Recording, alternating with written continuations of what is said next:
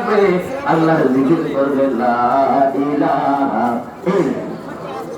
ও লা ইলাহা ও লা ইলাহা ও লা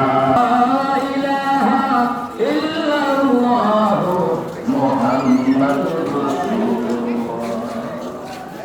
আল্লাহর জিকির যখন করে কবরে কেরামত নামাজের রহমতের হাত যখন লেগে গেছে কবরে দমিয়ে হাতের বদৌলতে আল্লাহ কিয়ামত পর্যন্ত তাদের নারে থাকবে